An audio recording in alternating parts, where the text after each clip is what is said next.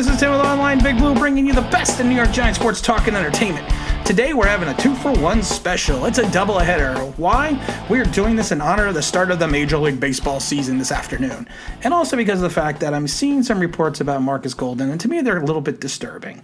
Only because of the fact that you see people posting, Markus Golden is officially signed with the Giants. Markus Golden is now in the fold with the Giants. No. And the only reason I'm going to bring this up is because I think it's factually inaccurate. Markus Golden has not officially signed with the New York Giants. Markus Golden right now is the property of the New York Giants because of the fact that he is the only team that Markus Golden can negotiate with. He has not signed his tender. He has not signed his $4.1 million tender as of yet. He has until the 10th week of the season to sign or negotiate a contract for that tender, for that $4.1 million tender. So while he is property of the New York Giants, or I should say his contract is property of the New York Giants, and he is only able to negotiate with the New York Giants, he is not signed with the New York Giants. And we're doing this video, and we're calling it the good, the bad, and why the rest of the league passed on Markus Golden for a reason. Because we did a video about the start of free agency, and we said that Markus Golden was not going to get the $10 million that he was searching for. We had talked to some people in the league, and they had some trepidation about Markus Golden and signing him. Because if you take a look at Markus Golden's career, outside of his two outstanding seasons in the James Bettcher system, which was, of course, in 16 and last year, in those other 46 games, he only has 19 and a half sacks. And part of those 19 and a half sacks, 12 and a half of them came in one season, which was, of course, in 2016. And he is only, outside of 2019, he had only started 46 games. He didn't even start 46. He's only played in 46 games, started 24 in Arizona. It was when he was with the Giants that he had a 16-game season, his first 16-game season, or I should say as a starter, for full 16 games ever. Of course, in 2016, he played in 16 games and started 3. So a lot of people around the league were saying that Markus Golden, he's a quasi player. He's a quasi outside linebacker / defensive end or edge. At 6'3", only 260 pounds, he is more suited to play the outside linebacker position, preferably on the left-hand side. With the Giants, he was more of a down lineman. And he was an undersized down lineman. We have to all kind of agree with that. Because if you take a look at his stats for the entire year, he played in 83% of the Giants' plays. Which is definitely a good amount of plays, to play. And he was on the field quite an extensive period of time. But he also looked at the fact that he only had 33 solo tackles and 35 assists. If I had a guy on the edge, I actually want him making more solo tackles than I do want him making assists. So that to me is kind of an issue directly as well. Now, he definitely had his 10 sacks. To me, his 10 sacks were phenomenal. But the problem is, if you break down his statistics from his sacks, only 3 of those came during home games. Which to me, and 7 of them came on the road. Which to me, in some ways, he seems to be more comfortable playing on the road. And then if you actually take a look at, in reference to stadium surfaces, he's got 5 sacks on grass and 5 sacks on turf. But what I find real interesting about that is he only played 4 games on grass and he played 12 games on turf. And he has the equal amount of sacks. So there's a lot of good things and a lot of bad things about Markus Golden. Markus Golden coming back, when he does come back and sign, he is going to be our best edge rusher. There's no doubt about it, because we literally have no one else on the roster. But if you break it down a little bit more in depth, Oshane Ximines played less than half the snaps that Markus Golden did. Oshane Ximines had 4.5 sacks to Markus Golden's 10. Now remember, Markus played in 83% of the snaps. Oshane played in less than 40, or almost 40%. So he played in half the amount of snaps that Markus Golden did, and still had 4.5 sacks.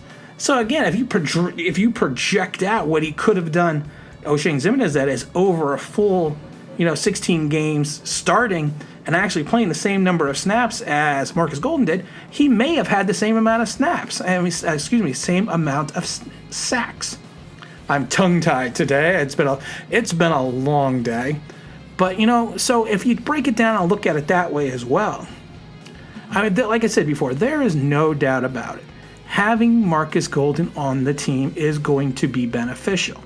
The problem is, right now, he is not on the team. Will he sign his tender? I see a lot of people, when I brought this up on Twitter and a couple other places, say, well, he's going to be stupid to sit out the season for and not get to $4.5 million. Le'Veon Bell was stupid too, and he got that large contract the following year. Of course, they're two different players, and they're two different Pro Bowl values. But you never know what's in a player's mind. And do you really think that he is going to be overly pumped to come back to the Giants at a 10% increase in salary? He's going to be looking for the Giants to sign him to a long-term deal or sign him to an extension.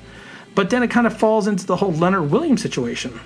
Leonard Williams, when people thought I was crazy back on December 26th when I told him that, so in his agency told me he was looking for Aaron Donald money, and then it came out a couple months later, that's what he's looking for. It's just not in the Giants' card. Markus Golden does not fit the long-term plans of the New York Giants. He is 29 years old. He'll be 30 years old in the season. He's had 2 good seasons. He has the ACL injury. The Giants are not going to break the bank to make Markus Golden happy. I do think that Markus will end up signing his tender. I do not think that he is going to get a long-term extension, but I do think that he will sign his tender with the Giants and play out the season.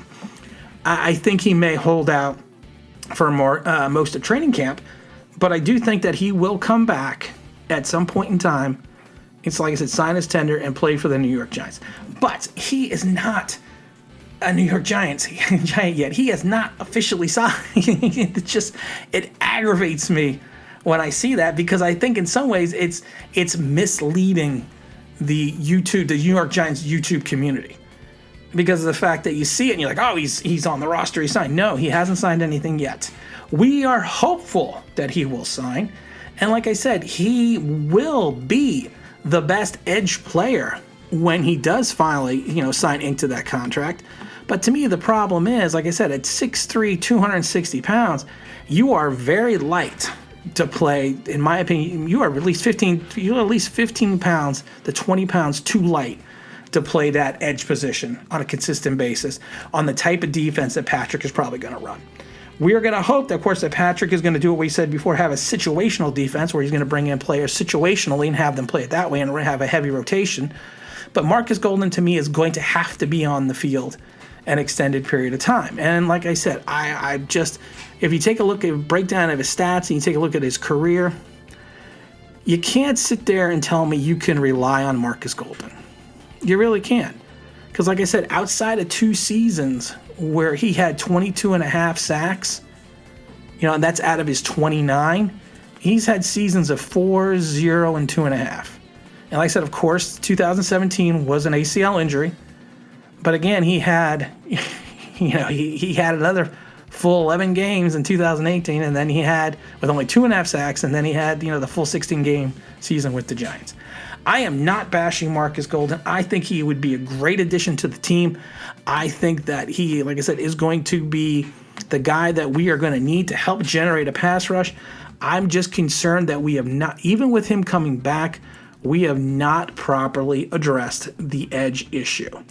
And I don't think we are going to properly address that until the draft next year or free agency next year, or unless someone comes up that Dave Gettleman, cannot pass on. But I really don't see anyone right now in the open market that Dave Gettleman's going to say, hey, you know what, I have the $16.5 million, I'm going to sign somebody.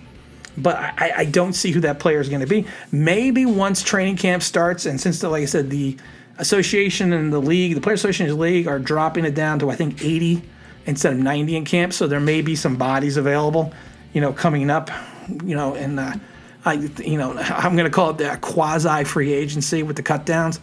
but you never know. But like I said, I am excited that Markus Golden is going to sign. I hope he's going to sign.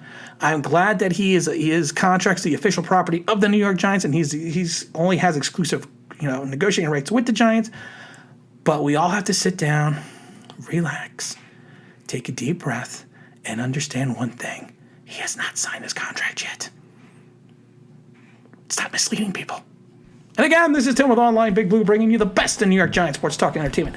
And as always, if you could subscribe, if you could ring that bell, I think you know what that means. That would be awesome.